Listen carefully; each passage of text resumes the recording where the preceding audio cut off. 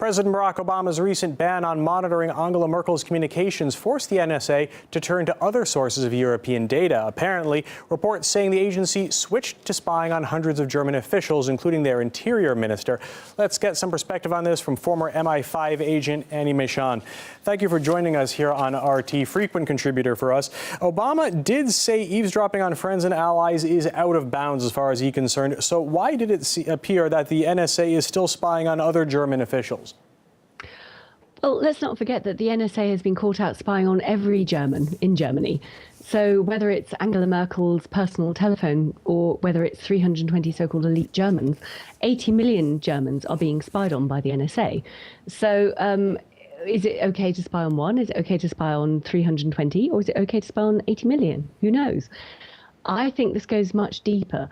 There is no guarantee that the NSA will stop spying on anyone in Germany, including Angela Merkel.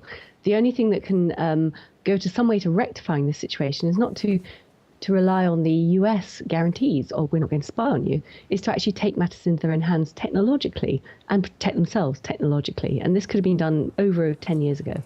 Now, the leak apparently came from an anonymous high-level NSA official speaking with a German newspaper. So it appears that there's other people willing to leak secrets besides then, say, just Edward Snowden. Possibly, yes. I mean, this is the Bild am Sonntag, which is a bit of a sort of tabloidy newspaper. It's been re-reported everywhere, but there doesn't seem to be any corroboration one way or the other about this actual fact. So who knows? But I think the principles go deeper, which is if you're in Germany, you're going to be spied on. And it's rather sad because in 2001, in July, in Europe, there was a decision taken by the European Parliament to actually break away from the US dependency that we have in Europe on their technological systems and everything, things like Microsoft and all the other systems that they've developed since then. And we could then have developed our own systems in Europe, which would have been independent and much more secure and would have guaranteed our European systems privacy.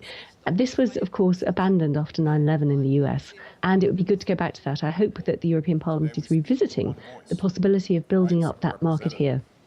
And so now we have these reports coming from this newspaper about German officials being spied on. Isn't this just statecraft? For example, we have Victoria Nuland's comments being secretly recorded, allegedly by members of intelligence from one of the former Eastern Bloc countries, and then that be released. Isn't this just kind of how the game is played? Well, of course it is. I mean, you know, countries do spy on each other. The point is that German intelligence agencies should be protecting their German politicians and their German government from being predated on and being spied on by other governments and other intelligence agencies. That's what they're there to do, not to be complicit in helping the NSA and US intelligence agencies spy on people in their own country. That is not what they're there for. They're there to protect the national integrity, national security of the German country. And if they are complicit, and we know they're complicit from the revelations from Edward Snowden, things like X-Key Score, then they're not doing their job to protect the German constitution and the German people. Do you think that there is the possibility of this new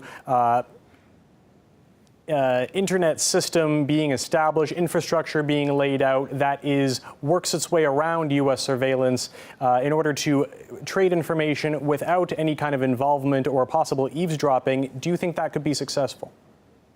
I think it is still possible, yes. And it would be a win-win for Europe because it would be building up an independent knowledge base. It would be good for business. It would protect all our privacies, not just in terms of, you know, people spying on people because of intelligence, but things like the protection of our financial transactions over the internet, our medical records over the internet. These are all key privacy issues. And if Europe can actually move towards, as a continent, towards building an infrastructure that protects the citizens' rights here, I think that's exactly what the European Parliament and that's exactly what our national governments should be doing in Europe. All right, former NI5 agent Annie Machon live for us from Dusseldorf. Thank you for your time.